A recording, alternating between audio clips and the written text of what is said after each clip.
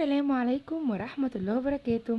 يا صباح الفل وصباح الرزق وصباح الجمال، عاملين ايه يا حبايب قلبي؟ يا رب دايما تكونوا في اتم صحة واحسن حال. النهارده جيت لكم بروتين جديد وفيديو جديد معاكم. معلش اتاخرت عليكم الفتره اللي فاتت دي لان كنت عند ماما، فما كنتش عارفه انزل صراحه هناك فيديوهات. النهارده ان شاء الله فيديو بسيط وخفيف كده. لو لسه اول بقى مره تشوفوني ولسه ما اشتركتوش في القناه، اتمنى تشتركوا في القناه وتفعلوا زر الجرس عشان يوصل لكم مني كل جديد، وتحطوا اللايك بيفرق معايا، وتحطوا لي كومنت حلو عشان اتشجع بكلامكم الحلو، وتشيروا الفيديو عشان يوصل لعدد كبير من اخواني. نبدا الفيديو ونقول بسم الله، واللهم صل وسلم وبارك على سيدنا محمد وعلى اله وصحبه اجمعين. في اول الفيديو كده كنت بودي امير الكبير الحضانه عشان خاطر كان عايزني اصوره وانا بوديه الحضانه. بعد كده جيت لاميري الصغنن عشان خاطر ابتدي يومي معاه بقى. اول ما جيت كده حضرت له بقى لان هديله شاور بعد ما يفطر.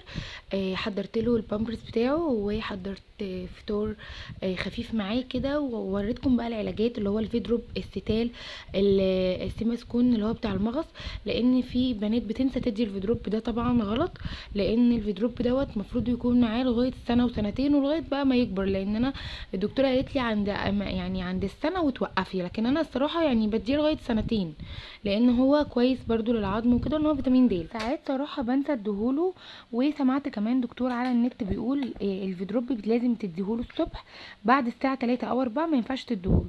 فالصراحه لما بنسى اديهوله ما بتيجي 3 او 4 ديت ما مش بديهوله، وبديله تاني يوم عادي مش هيحصل حاجه، بس ما ننساوش على طول. فانا حبيت يعني افكركم لو حد نسي.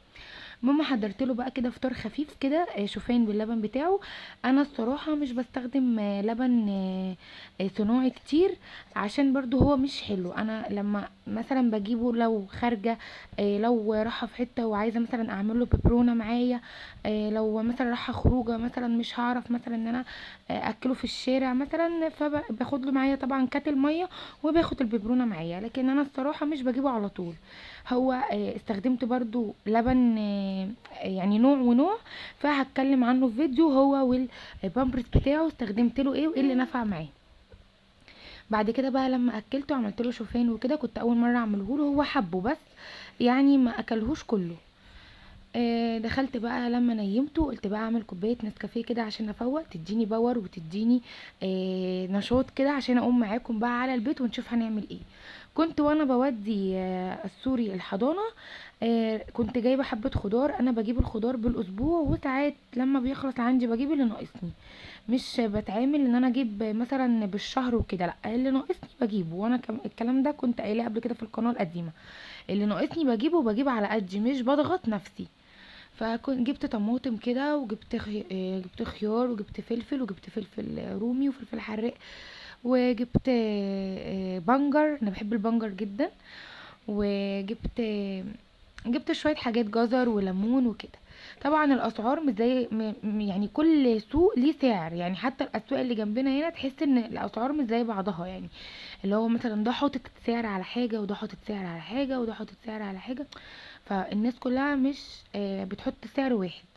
كنت جايبه الطماطم ديت الاتنين كيلو ب15 جنيه، وكنت جايبه الخيار الكيلو ب12، وكنت جايبه الليمون كان على بعضه، وكان قال لي خدي الكيلو ب15، بس لو عايزه لو هتاخدي نص النص ب10. فالصراحه انا جبت النص ب10، ان انا الكيلو ب15 لقيته بيحط اللي هو الحلو على اللي مش حلو، فقلت له اديني نص بس انا هنقيه.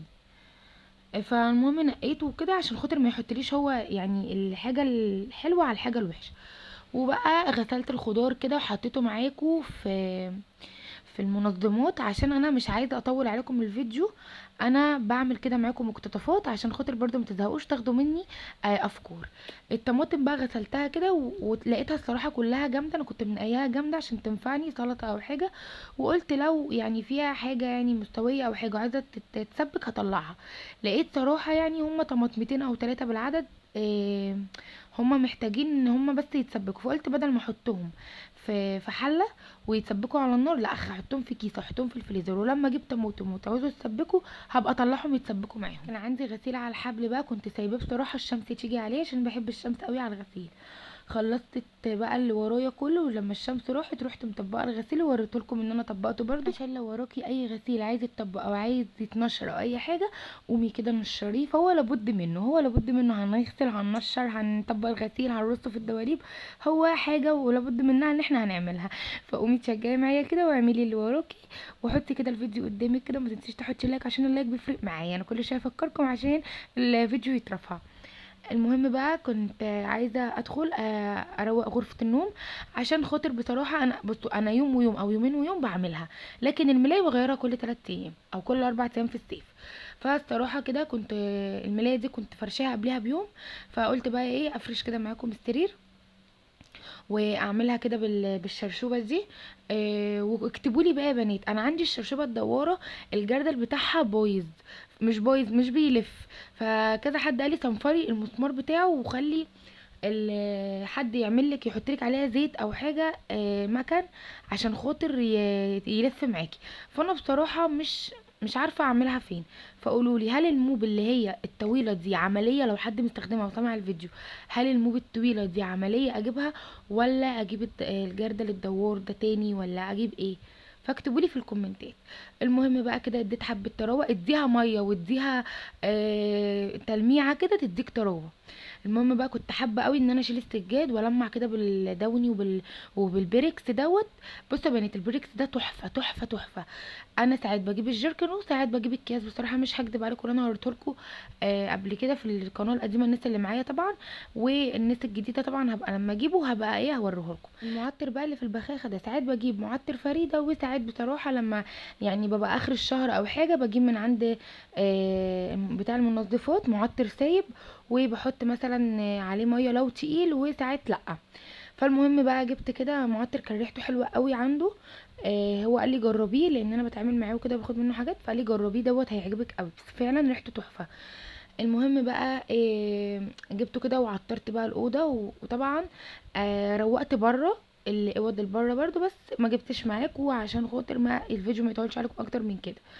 دخلت بقى هنا قلت اخد هدنه شويه واكتب اسطوري كده كان راجع من الحضانه، فقلت اكتبه ايه الواجب، كتبته الواجب وخلصت. قلت بقى ادخل على المطبخ اعمل الغدا، ولو في حاجه في المطبخ معاكم اعملها. وريتكم بقى الغدا النهارده الحمد لله ما كانش صعب ولا كان ان انا هقف في المطبخ كتير. قلت اعمل النهارده كده، جبت من السوق وانا طالعه صدق اسكندراني وجبت مكرونه عشان خاطر يعني نغير.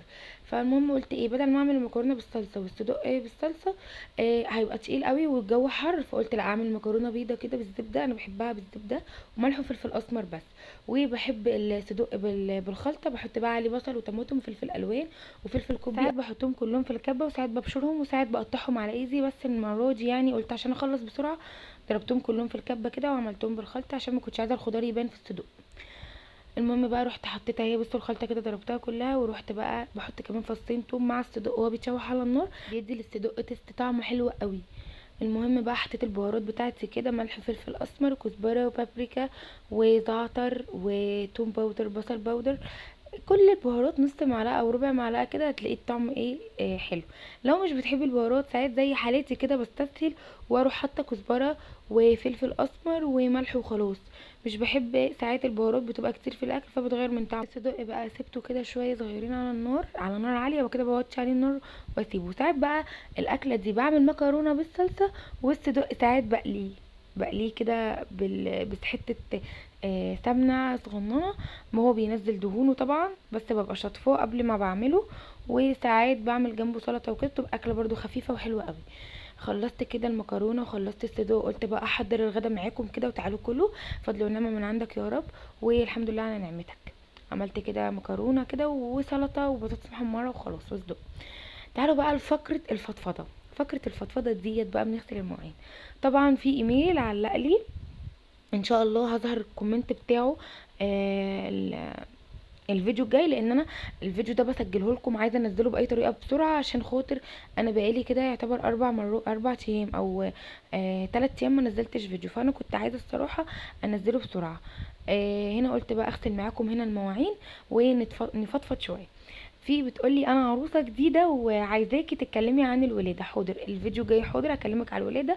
بس هتكلم في الفيديو دوت على سبب غيابي ليه في القناه الاولى، وليه فتحت قناه تانية، وليه سبت القناه الاولى. هقول لكم.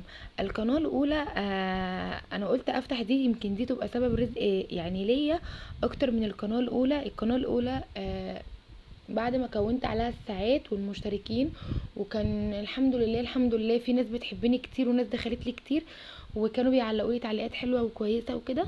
بس حسيت ان انا مره واحده كده مش عايزه اكمل فيها، ومره واحده قلت لا هكمل فيها ويعني وهرجع اقوى من الاول. لقيت نفسي عايزه انقل من شقه لشقه، لان حصلت مشاكل طبعا كتير. انا مش هدخلكم في تفاصيل معايا برضو عشان الناس الجديده اللي داخله.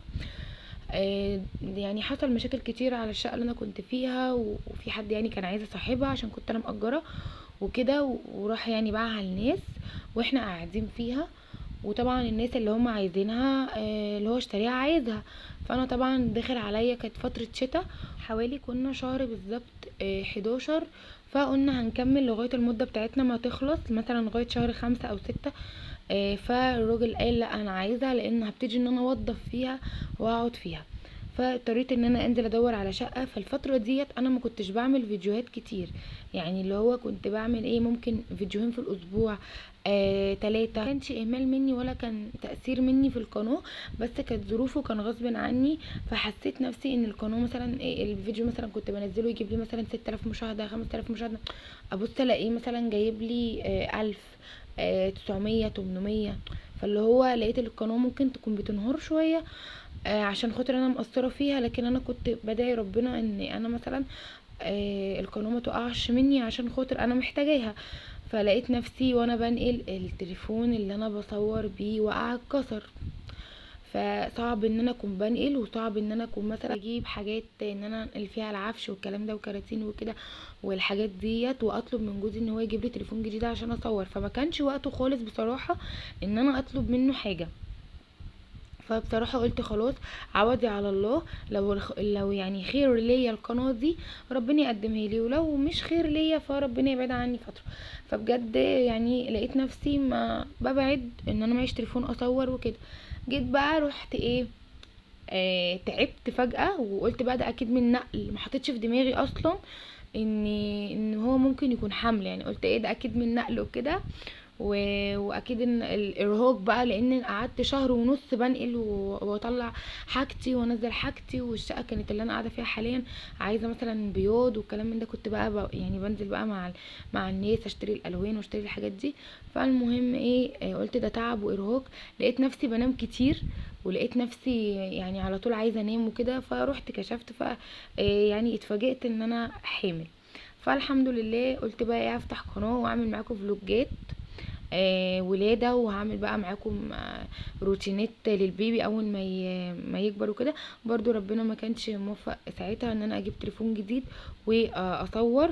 فلما ربنا كرمني وكده والحاح من صحابي ان انا افتح قناه يعني جديده وكده، وقالوا لي يمكن دي تكون سبب رزق ليكي وخير ليكي وكده، وادعي ربنا وصلي استخاره عشان ترجعي اقوى من الاول. وفعلا عملت كده، ولقيت نفسي فعلا بجيب الرينج لايت وبحط التليفون فيه، ولقيت نفسي بصور معاكم. ويا رب تكون فعلا وشها حلوه عليا، وهفضل مكمله معاكم كده. ويا رب الناس الحلوه الجديده تدخلي، والناس اللي معايا على راسي من فوق يكتبوا لي كومنت حلو ويشجعوني عشان افضل معاكم فيها. المهم هنا طولت عليكم، بس انا ايه حبيت افهم الناس انا قفلت القناه ليه ورجعت تاني ليه. بعد ما خلصت بقى كده الغدا، دخلت غسلت معاكم المواعين، وقلت بقى لا البوتاجاز لازم ياخد بقى ايه غسله محترمه كده. الكاميرا بكسرت شويه على البوتاجاز وانا بغسله، بس معلش كنت اتكيت على حاجه غصب عني على الشاشه وانا بعدل التليفون، هي اللي بكسرت اللي يعني التصوير، فمعلش حقكم عليا. المهم بقى مسكت البوتاجاز كده، جبت بقى العيون وقلت اغسلهم كده وانضفهم، عشان انا عندي النص البوتاجاز التاني اللي انا حاطه عليه فوطه المطبخ كده، وحاطه عليه البلانشا والزهريه الصغننه ديت. ان انا البوتاجاز بتاعي الحامل بتاعه كان سخن جدا، وانا بشيله وانا معرفش ان هو سخن. نسيت ان انا كنت حاطه حاجه على العين ونسيت ان هو سخن. فقلت ده مش هيتكسر، ما جاش في دماغي ان البوتاجاز هيتكسر. فرحت وقع مني، وقع من ايدي طبعا سخن، فوقع على الارض، رميته على الارض. فنص الحامل اتكسر والنص التاني شغال. فكل لما اروح لحد اجيب حامل ظهر يقول لي ان الحامل الظهر ده مش بيبقى موجود دايما في المحلات لان سعره غالي جدا، فلو عايزه تطلبيه اطلبيه من الشركه. فقلت على ايه، فكلمت حد يعني يجيب لي حوامل عاديه لغايه ما ربنا يسهل واجيب الحامل الظهر ده من الشركه. خلصت العيون وخلصت البوتاجاز، قلت بقى ادخل على الحوض.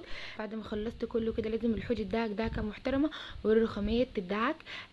قلت اديكم طاقه ايجابيه النهارده كده في المطبخ وغرفه النوم، عشان لو وراكي حاجه كده تقومي تعمليها. ولو وراكي كده يعني اي حاجه صغيره في البيت ما تكومهاش عليكي، اعمليها اول باول عشان خاطر تلاقي بيتك كله تمام. يعني مثلا لو النهارده عندك تقسمي كده جدول، لو النهارده عندك غرفه النوم مثلا عايز تتعمل تعمليها مع المطبخ، الليفينج مثلا عايز تتعمل تعمليها مع المطبخ، لو عايز تعملي اوضه الاطفال برضو معاها مع المطبخ، لان المطبخ دوت كلنا بندخله كل يوم يعني كل دقيقه والله، فلا مفر منه المطبخ. فيعني ايه، هونيها على نفسك. فهنا بقى كان اخر الفيديو بتاعي، كنت بوريكم الكوفي كورنر بتاعي الصغنن ده، وكنت بوريكم الرخامات والارض. فاخر الفيديو بتاعي يا رب يكون عجبكم ويكون خفيف على قلبكم. ما تنسوش تحطوا لي اللايك وسبسكرايب للقناه وتفعلوا زر الجرس عشان يوصلكم مني كل جديد. اشوفكم في فيديو جديد وروتين جديد، مع الف سلامه.